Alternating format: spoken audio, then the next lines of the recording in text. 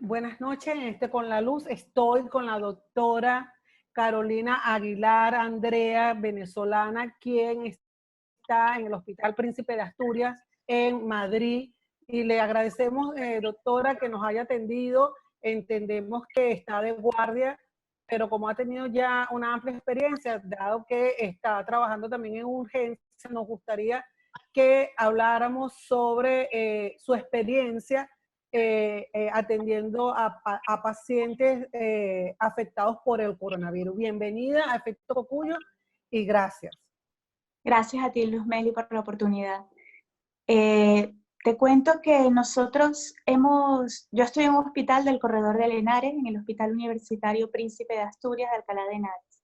Somos uno de los hospitales que tenemos el foco más grande de pacientes con coronavirus. Somos el segundo hospital detrás del Hospital de La Paz, teniendo en cuenta que el Hospital de La Paz es mucho más grande que el nuestro y es un hospital con más especialistas y mayor número de camas.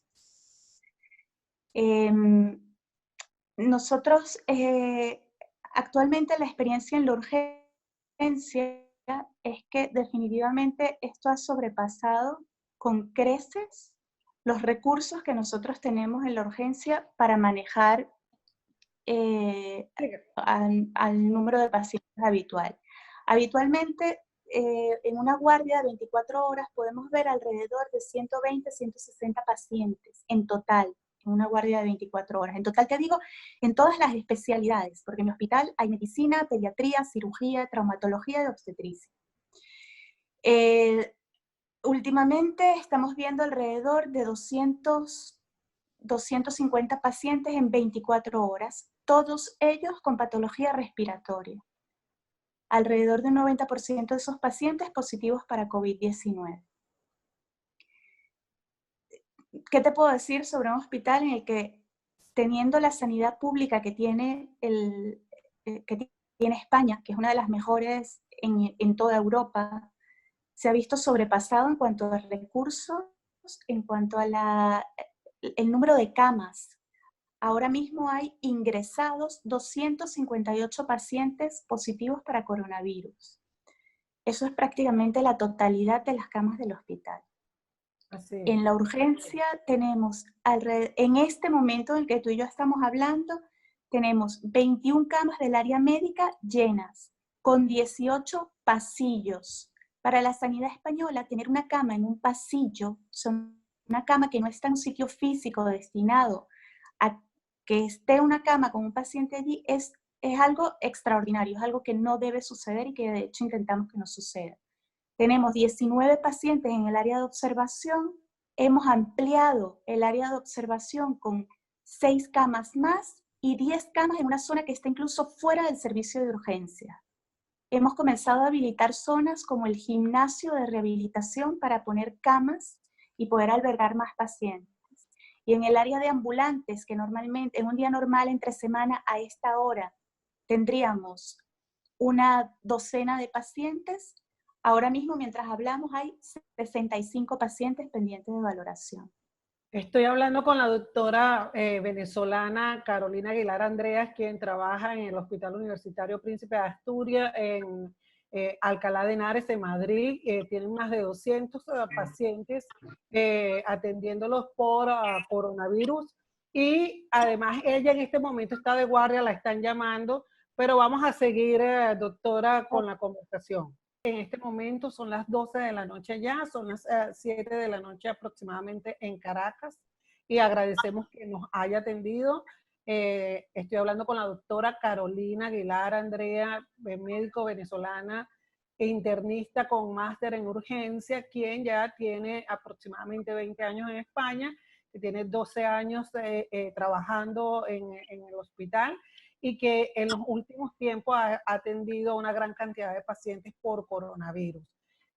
Doctora, usted me decía que sentía que la situación había sobrepasado las capacidades de la sanidad española, tomando en cuenta que es una sanidad que es muy reconocida por su calidad.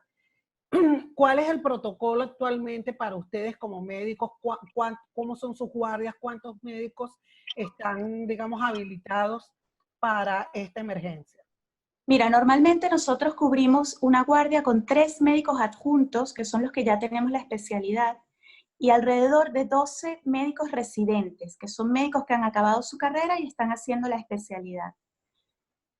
A día de hoy estamos 5 médicos, porque hemos tenido que reforzar las guardias, 5 adjuntos y el doble de residentes. En lugar de 12, alrededor de 24 residentes. Ya los médicos de la plantilla de urgencias en Alcalá de Henares no damos abasto para cubrir las guardias, con lo cual hemos tenido que pedir refuerzo a nuestros compañeros de especialidades como digestivo, nefrología, endocrino, que normalmente no hacen guardias en la urgencia. Yo creo que hasta cierto punto lo que nos ha pasado en España, y que es lo que me gustaría que no ocurriese en Venezuela y en otros sitios, es que no nos lo creímos, los médicos. No nos lo Explíquenos eso. No nos creímos que esto era tan grave y tan serio como está siendo.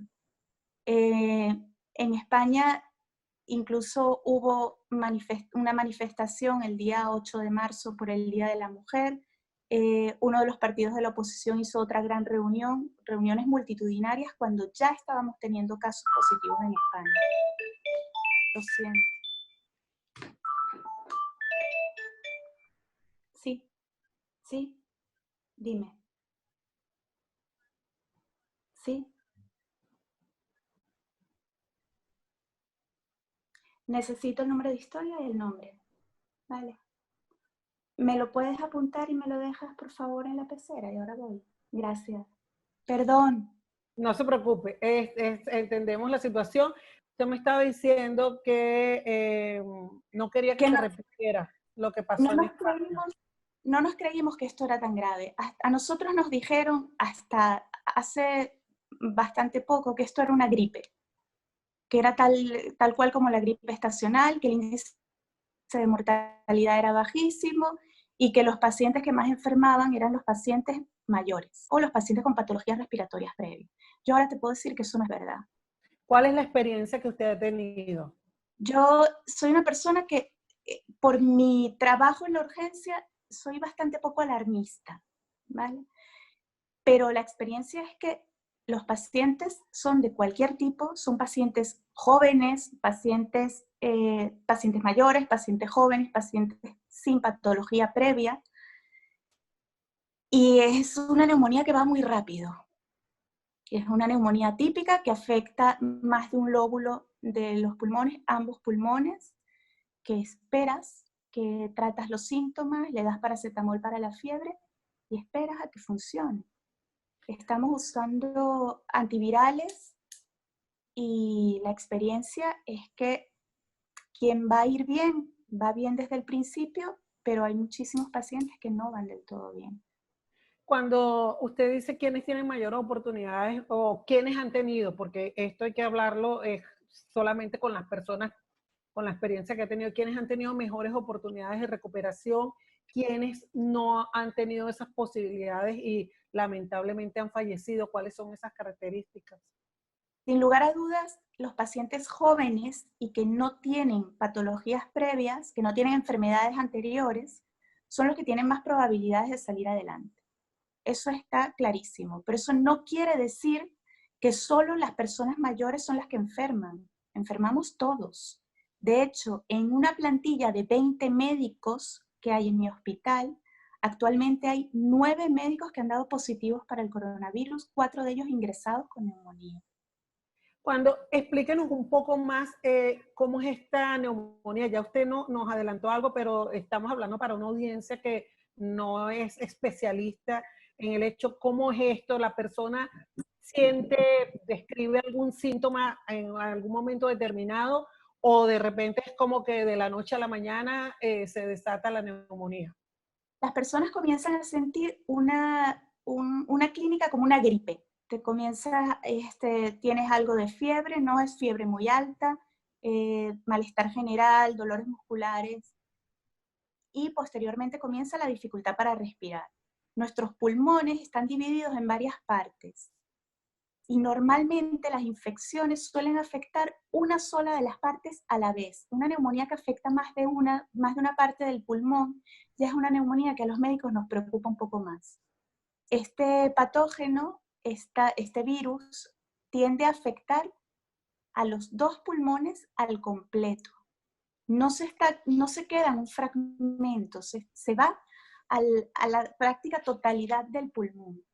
Y lo que hace es que impide que el oxígeno, que el aire que nosotros respiramos, que el oxígeno llegue a la sangre, con lo cual el paciente cada vez necesita más oxígeno y llega un punto en el que, sin importar que nosotros le estemos dando al paciente una cantidad importante de oxígeno, ese oxígeno no es efectivo porque no llega a la sangre. Eso significa que, por ejemplo, personas que hayan sido ingresadas con respiradores tampoco pueden superar de repente la enfermedad. Se les conecta el respirador para ayudar a esa persona a sobrevivir hasta que pase el efecto del virus. Sí, dime. En la sala del pase. Bueno, ya entiendo que se está cerrando la ventana de conversación. Doctora, unas recomendaciones desde su experiencia que puedan servir a todas las personas que nos están escuchando y viendo. La única manera de no contagiarte es aislarte. Las medidas de aislamiento, no salgáis, no hagáis, tratad por favor de mantener vuestro círculo social al mínimo, el mínimo contacto posible. Hay que creérselo. Hay que creerse que esto no es una gripe normal, esto no es algo a lo que nos hayamos enfrentado antes. No hay nada publicado al respecto porque los médicos no estamos improvisando, pero estamos aprendiendo sobre la marcha. Este virus se comporta de una manera muy agresiva, se contagia muy rápido y si no nos aislamos, si no extremamos las medidas de sanidad, no vamos a lograr pararlo. Si la sanidad española, que es tan buena, se ha visto tan golpeada por esto, no me quiero ni imaginar lo que puede pasar en sitios donde los medios sean incluso menos que los que tenemos a nosotros ahora. Doctora, finalmente, ¿cuál es el protocolo que usted como médico sigue? ¿Cómo es brevemente esa estadía de usted diariamente en el hospital? Esta estadía en el hospital ha cambiado por completo desde la aparición del coronavirus. Nosotros ahora mismo ni siquiera podemos sentarnos juntos en la cafetería para comer. Mesas que antes eran de 6 personas, actualmente se han cambiado a solo 2 personas por mesa. A la llegada al hospital nos vestimos yo llevo un uniforme del hospital que me pongo aquí y que se queda aquí, que no va a mi casa. Sobre ese uniforme llevo una bata desechable, sobre esa bata esto que ves que es impermeable, y cada vez que voy a ver un paciente me pongo otra bata desechable sobre esta y un mandil plástico e impermeable. Las mascarillas, esto es una mascarilla FPP3, que son de seguridad extrema, y aparte de esto llevo unas gafas y un gorro. Yo habitualmente era capaz de hacer mis guardias incluso en tacones, porque una venezolana que se respeta es capaz de hacer las guardias en tacones y bien maquillada. Y cuénteme usted cuánto tiempo tarda de ir desde su casa al trabajo. ¿Tiene algún transporte especial? ¿Qué tipo cómo hace? Yo normalmente tardo alrededor de media hora en venir de mi casa al trabajo y vengo en mi coche, en mi propio carro. Hoy, por primera vez, me paró la Guardia Civil en un control de carretera y tuve que justificar que era médico y que venía a trabajar. No hay coches, no hay carros en la calle. Lo que hay en la calle es la gente que realmente se está moviendo por necesidad. Doctora, un mensaje para sus colegas venezolanos. Usted es graduada de la Universidad Central de Venezuela, de la Escuela de Vargas. Por favor. Yo creo que si algo bueno tiene nuestro país es a sus médicos, porque los médicos venezolanos, que hemos sido una gran exportación al resto del mundo, somos médicos con calidad asistencial, con humanidad y con coherencia, y sabemos hacer las cosas. Yo tengo muchos compañeros que siguen día a día luchando en Venezuela y sé que lo dan todo por sus pacientes. Quiero que se cuiden todos, porque para cuidar tenemos que estar bien. Y aunque a veces los médicos nos lo creemos, no somos inmortales. Y al resto de la gente, por favor, les suplico cuidarnos. Lavado de manos, círculo social al mínimo indispensable y ánimo, que yo creo que en el fondo esto es algo muy difícil, pero vamos a salir. Bueno, muchísimas gracias, doctora. Ya sabemos que está de guardia, que está muy ocupada. Le agradecemos el tiempo que nos ha dedicado. Estamos muy orgullosos de contar con profesionales como usted, tanto en Venezuela como en otras partes del mundo. Gracias, Luzmeli. Gracias.